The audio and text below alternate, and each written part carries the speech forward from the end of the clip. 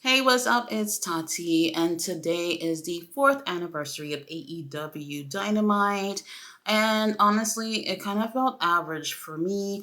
I was kind of expecting to see a lot more, especially now that we have Edge in AEW.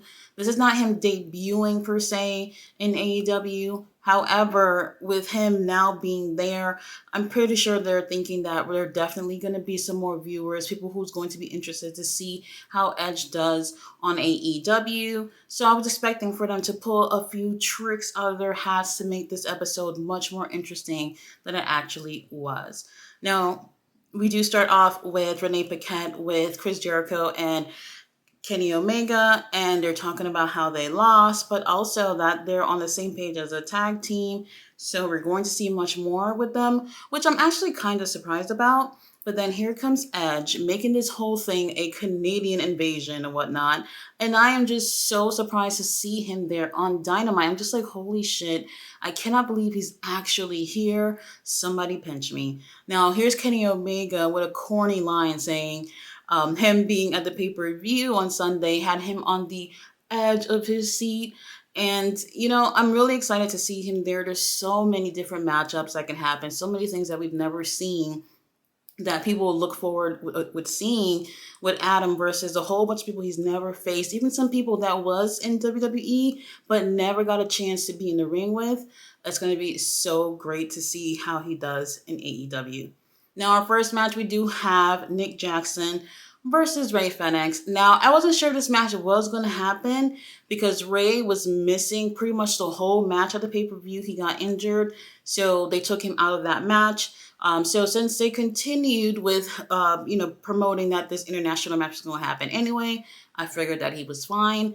So I did like this. For an opener, I do believe they had great energy. However, I wasn't really wowed or anything about this. And suddenly, I find myself regretting complaining about Orange Cassidy. I did find Orange Cassidy to be, I don't know, a little bit more interesting in the ring.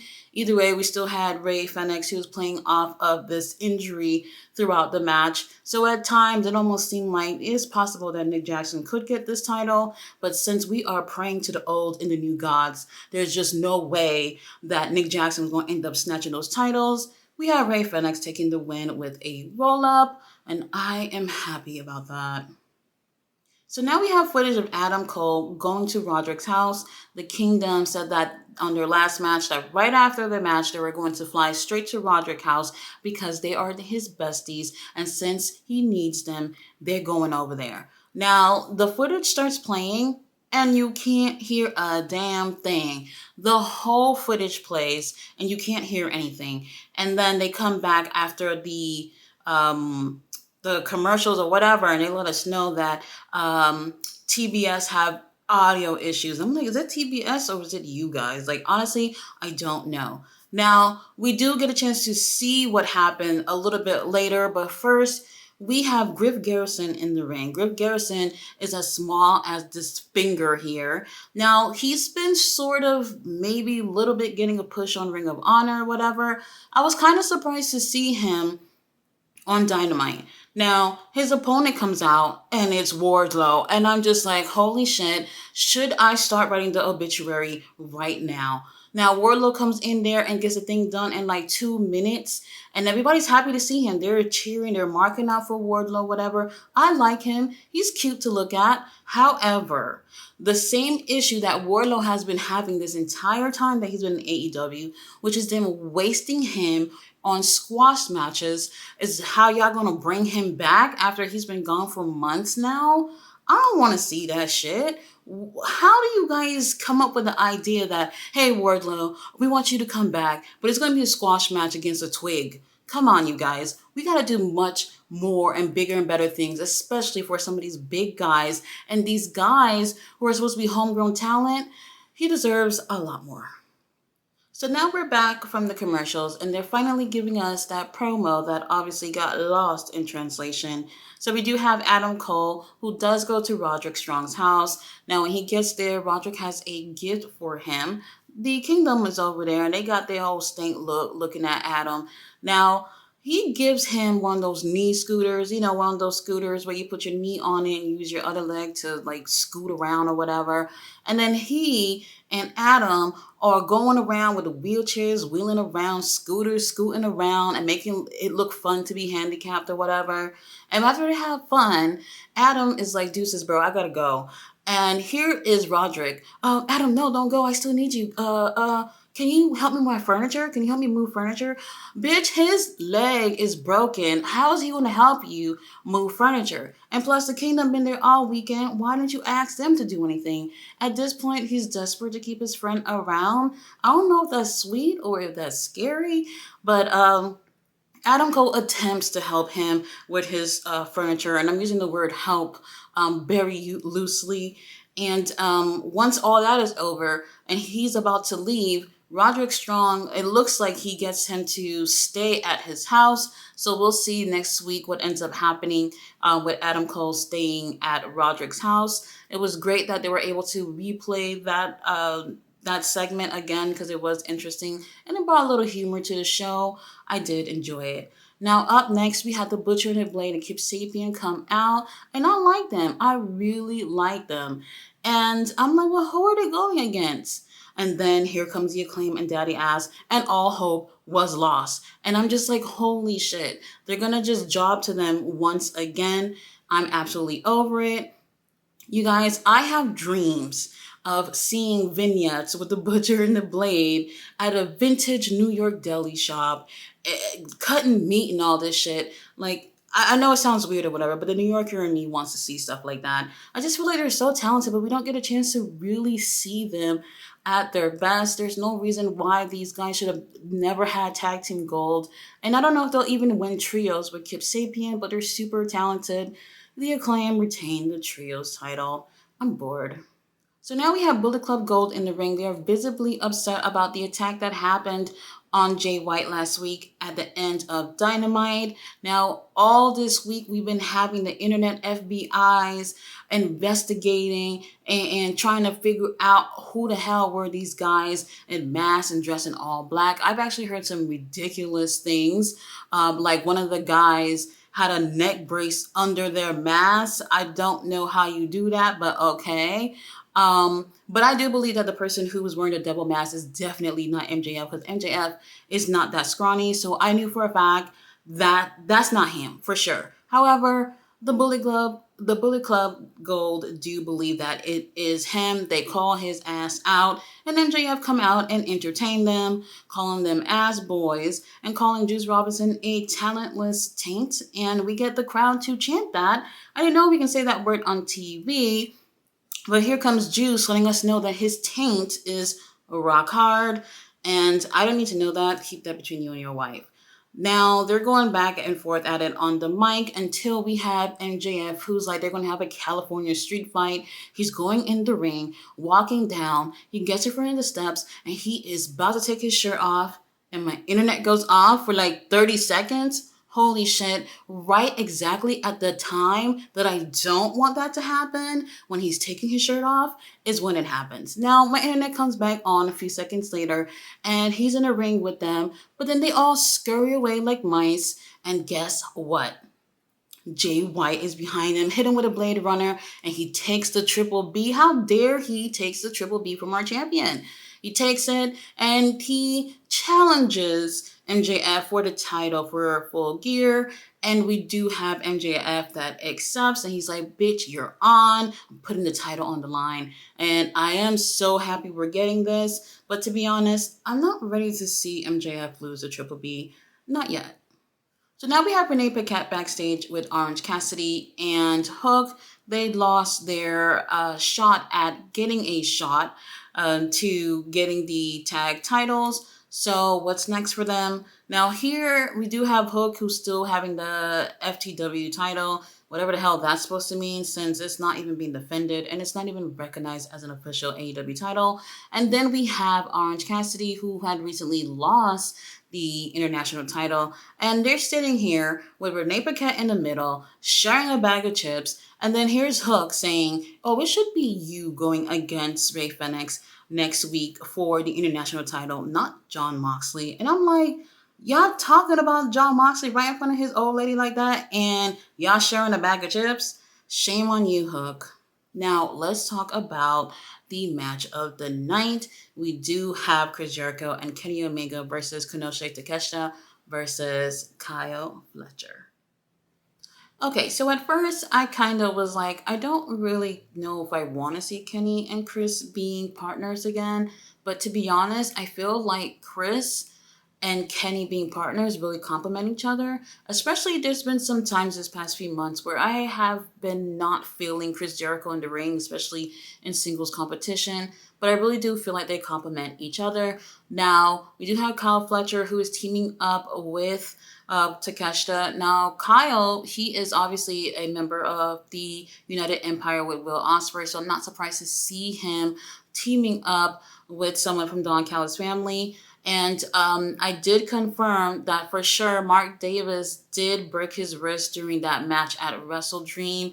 Now, I do believe it was after that is when the match kind of started getting less interesting for me. So I figured there was something wrong, but he actually broke it. So he's going to be gone for some time. But Kyle could handle things on his own. He was a great partner for Takeshita. And it was really fun seeing all these guys who are so talented in different parts of their careers, really doing a great job having an entertaining match. I loved it. Now, since Kenny has been taking a shitload of L's lately, I knew that he and Chris Jericho were going to take the win. They end up taking a win after Kenny hits a one-winged angel on Kyle Fletcher. And Don Callis is not happy about it. He is blaming Kyle Fletcher for their loss. And he's so upset, he decides he's going to walk over down to that ring and give them a taste of his mind. Now, he's walking down to the ring, and we do have Kenny and Chris who are seeming to be celebrating in the ring of their victory. And then they get attacked by Powerhouse Hobbs. Holy shit. It felt so random, but so freaking good. These guys get their ass handed to them by Powerhouse Hobbs, mostly Kenny, but Chris Jericho getting a bit of an ass whooping too. Now, we do have Hobbs who is beating up Kenny around the ring, in the audience. Then he brings him back inside the ring. And then Don Callis' family hold his ass down up against the ropes, tie both of his wrists on the ropes so he don't go anywhere. Now, we do have Powerhouse Hobbs with a chair in his hand. And I'm like, holy shit, is Hobbs going to hit him with that chair? I am loving where this is going. But then here's Chris Jericho playing, I don't know, like, don't hit my best friend. He goes stand in front of Kenny so Kenny don't get hit. They take care of Chris Jericho. And then here's Hobbs going to go hit Kenny with the chair. But then Uncle Don is like, you know what? After all the pain and agony that I've gone through with Kenny Omega all these damn years, let me give him the chair shot. And it's getting interesting. The whole crowd is booing the hell out of him. There is fuck you Don chants, and I love when heels get this type of treatment. That's how you know they're doing their damn job. Here is Uncle Don with the chair, hits him directly on the top of his head, and that shit looks brutal. And I'm just like, wait a minute, I thought we weren't doing the whole chair shot things anymore. I don't know. But we got the commentators straight on commentary. Oh, it's a chair shot. It's one of those dangerous things, you know. And then Taz is like, oh, I'm taking so many of those type of shots to my head. They're not fun. You get concussions and all that stuff. I'm like, bro, you guys decide to do a chair shot straight to the head. Don't go on commentary, start crying and trying to defend it as soon as it happened. You're letting it play, let it happen. Don't say anything about it. Now, we do have everyone booing Don Callis' family, and I love the way things are going. Honestly, I would say that Hobbs don't need to be part of no group. He could probably do things on his own, but this is so interesting to see him being paired up with the Don Callis family. I thought Miro's wife was going to be trying to manage him or whatever, but that probably wouldn't have worked out. I don't know. But this seems so much more interesting. Oh, and Kenny, if you need someone to be a nurse, you're definitely going to need someone to help you with those headaches. I definitely volunteer. Now we have Renee backstage with MJF. Now, MJF is obviously upset about what happened. Jay White dare put his rusty fingers on the Triple B and took it. Now, while he's talking, he's like, things would be a lot easier for him if his bestie Adam Cole was there. Then all of a sudden, we see somebody rubbing up on him, and it's Max Caster. Now, I know Max, they're actually really, really super close in real life. And Max Caster is always tweeting some gay shit about MJF. It's absolutely hilarious, and I love reading his tweets. Now, he tells him to leave, and he's like, you know what, I'm going to call my bestie Adam and see what's going on. He calls up Adam. Adam let that shit ride all the way to voicemail. And I'm thinking Adam is too busy with his other bestie, Roderick.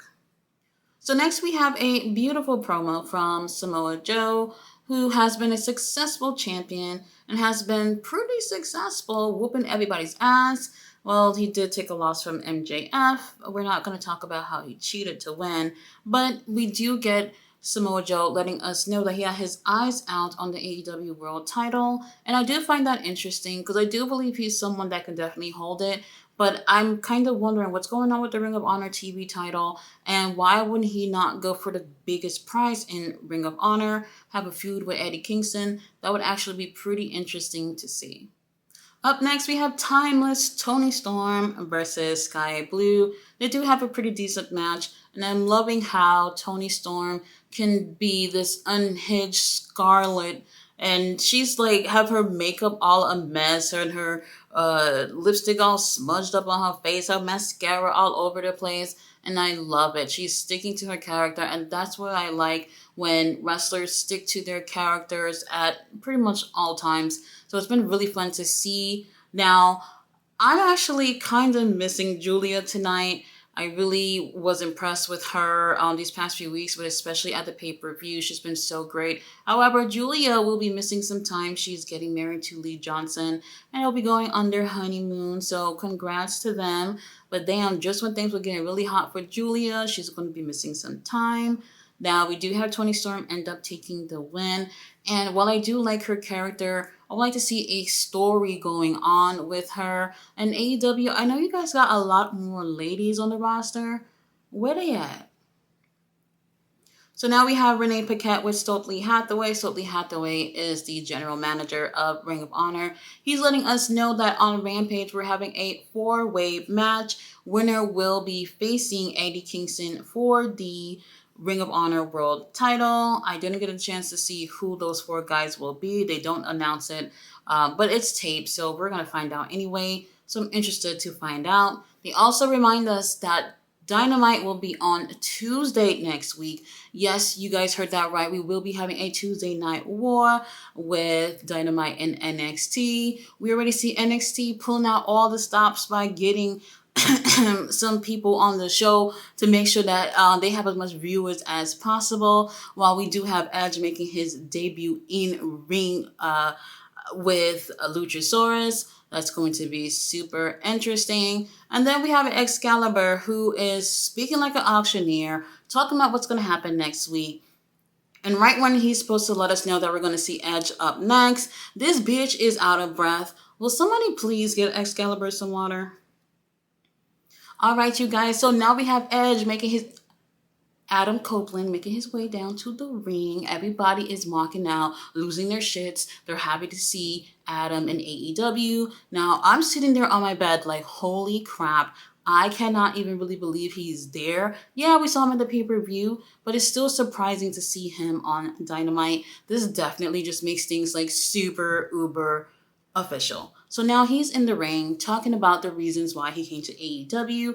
And one of those things that he mentioned is obviously some of these dream matches and doing certain things that he was not able to do elsewhere. So he knew the perfect place for him to go to was AEW. Now, he does discuss this with his family about what he should do.